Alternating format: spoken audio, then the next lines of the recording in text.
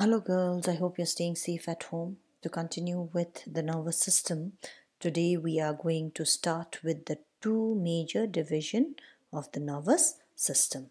So the first is the central nervous system, or CNS as it is abbreviated. Please remember children, these abbreviations are important. CNS in biology means central nervous system, which includes the brain and the spinal cord, which is inside the vertebral column. Spinal cord is inside the vertebral column. And next is the peripheral nervous system, or PNS, which includes the nerves, all the nerves that come out and enter into the brain and the spinal cord. Now, the PNS, or the peripheral nervous system, is made up of two subdivisions. The first is known as the somatic nervous system, or SNS, which conveys information to skeletal muscles, the voluntary muscles which is under our control, that is the muscles which is attached to the skeleton. And next is the autonomic nervous system, ANS. Autonomic comes from the word automatic. Okay, it includes a pair of chains of ganglia. You know what ganglia is, okay, and nerves, which controls the involuntary actions which is not under our control, of many internal organs. The smooth muscles that is present in the intestines, in the alimentary canals, okay, the heart muscles which is not under our control, and even the glands which secrete different secretions inside our body. Now moving on to the brain. Now, in proportion to the size of the body, the human brain is the largest among all animals.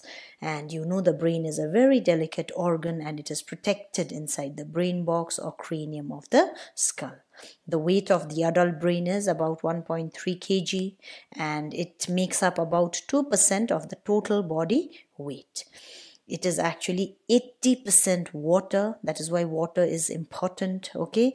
And it consumes or uses up more than 25%, 1/4 of the total oxygen taken into the body. So maximum of the oxygen is used by our brain.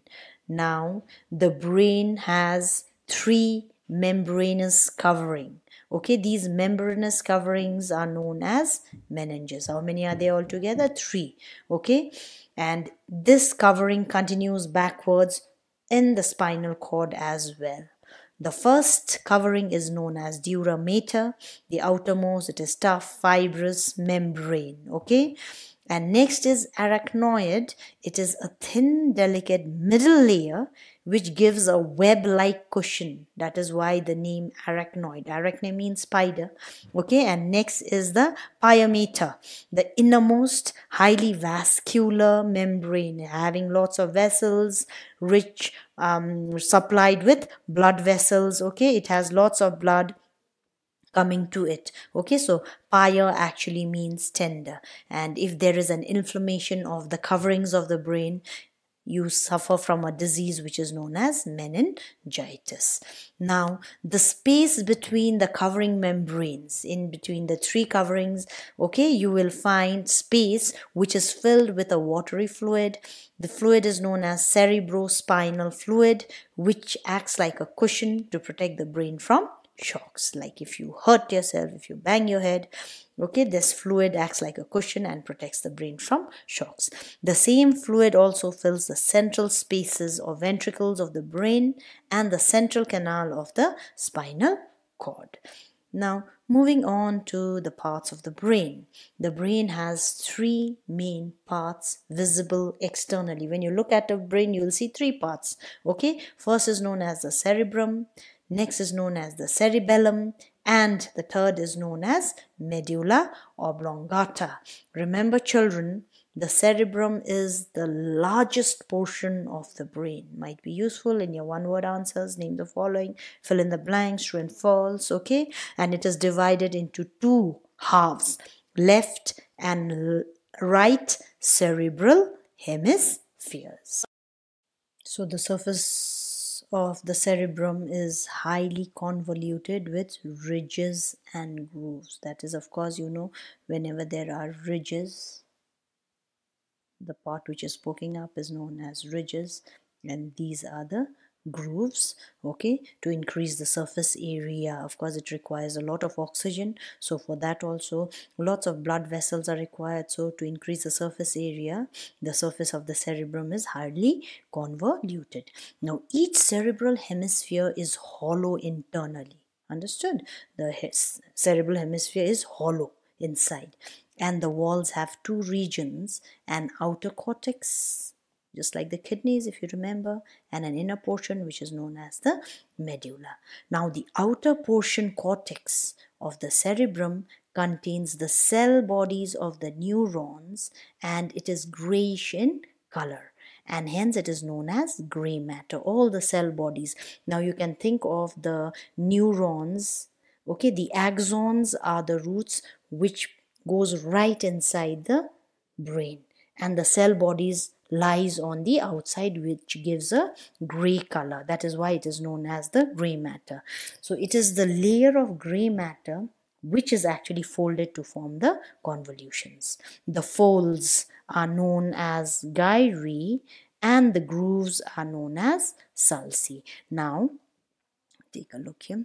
Now supposing the fold, it is folded, it is going up like this, okay, it's going up like this. So here it is creased, so the creases known as sulci and the folds which have folded together are known as gyri. So such a system, as I already told you, increases the surface area so that more nerve cells can be accommodated and more blood vessels can be supplied to the brain.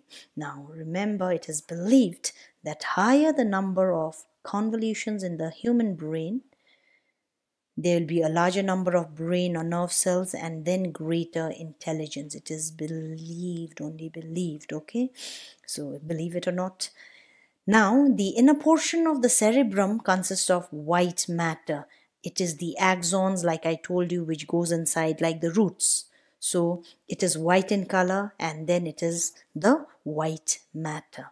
Now, corpus callosum, which is also known as the hard body, is a sheet of fibers which connects the two cerebral hemisphere. The right cerebral hemisphere and the left cerebral hemisphere is connected by a sheet of fibers, and that is known as corpus callosum. And what is the function? Since it is connecting the two, it will transfer information from one hemisphere to the other. Now, the highly developed cortex, the outer region, which is the gray matter, it enables us to think, reason out, invent, plan, and memorize. Overall, the cerebrum is the seat of intelligence, consciousness, and willpower. So whatever you think, whatever you plan, all happens in the cerebrum, in the gray matter. It controls all the voluntary actions that takes place in our body. Okay, so let's take a quick look at figure 10.6, which shows the major functions associated with different areas of the brain. So here we have there. Take a look. So this green portion here, thinking, memory, speech, smell, taste, all located here. Okay, movement is located here. Sensation, what you feel here. Vision here at the back. Body balance here. Hearing here. So basically we have different parts in our body where the different functions are associated with.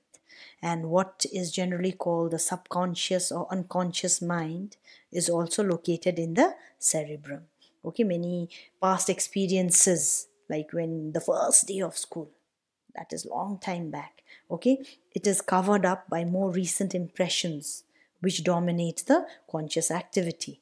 Okay, you can remember, vaguely you can remember your first day in school, or maybe a certain event which took place almost 10 years back. Okay, and in dreams sometimes you see that, or when hypnotized and skillfully questioned, past experiences may be recalled. Next is the cerebellum, which is a smaller area of the brain located just at the base and under the large cerebrum. You can see the location of the cerebellum. Okay, this is the main cerebrum, and below the cerebrum you have the cerebellum. Okay, it does not have any convolutions, as you can see, but has numerous furrows. Furrows means, like, dug up. Okay, so this also has an outer cortex made up of gray matter. Okay, and at the center it has white matter, which in a median section appears like a branching tree. You can see here, it looks like a tree. It's going branching out in all places. Okay, now the main function of the cerebellum is to maintain the balance of the body and coordinate muscular activity. It balances the body and coordinates muscular activity. The impulse for performing a muscular act originates in the cerebrum. Okay, any muscular activity, the impulse for it actually originates in the main part of the brain, that is the cerebrum, and not in the cerebellum. For example, if you stand up and walk, the impulse for standing up and walking, it actually arises in the cerebrum, that is the conscious part of the brain, and the act of walking involves the coordinated moving and working of many muscles. So the proper coordination and timing of their contraction and relaxation when you walk is the responsibility of the cerebellum. You must have seen an alcoholic person when he's walking, when he's totally drunk. How does he walk? He walks clumsily from one end of the road to the other end. The cerebellum, due to the effect of alcohol, is not able to coordinate the muscular movements. Next, we move on to medulla oblongata. So check the position of the medulla oblongata here. Medulla oblongata, it is below the cerebellum. There. Okay, this portion is the medulla oblongata. It is the lowest portion of the brain, which is at the base of the skull. It is roughly triangular and it continues behind as the spinal cord. So you can see the medulla oblongata is the last part of the brain before the spinal cord emerges. So what is the main function? The main function of the medulla oblongata is to control the activities of the internal organs.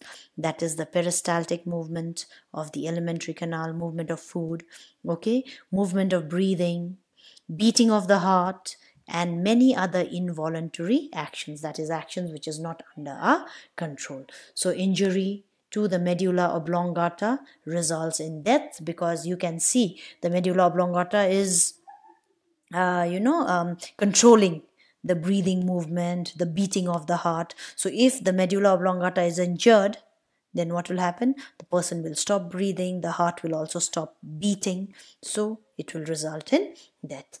The brain has three main or primary regions, all parts taken together. The brain has three main regions: the forebrain, the front part; midbrain, the middle part; and the hindbrain, the last part. Okay, so the various parts under each region and their main functions are as follows. First is the forebrain, front, fore, before.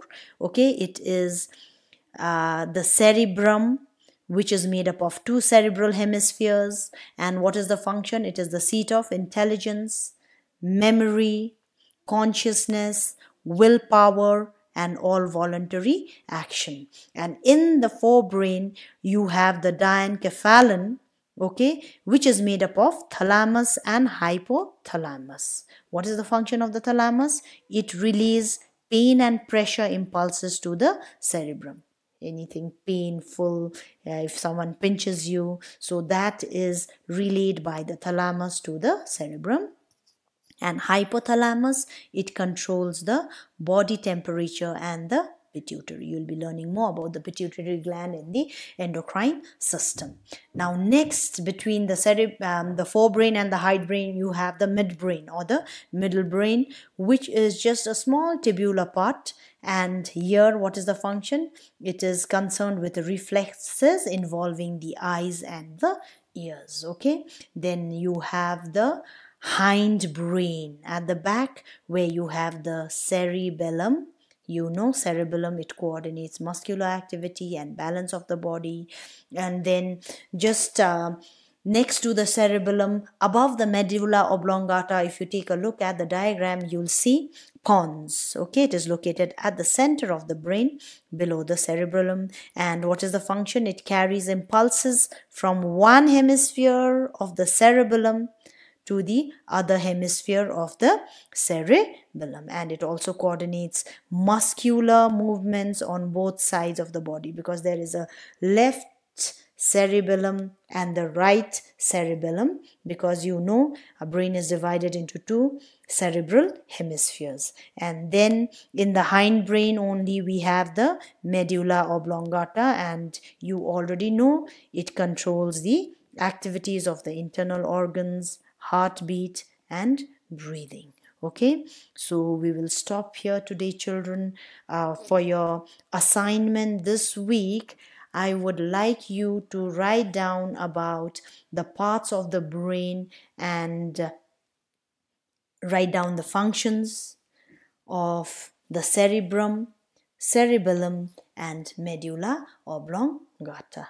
So you'll submit it day after tomorrow. Till then, children, stay safe. God bless you.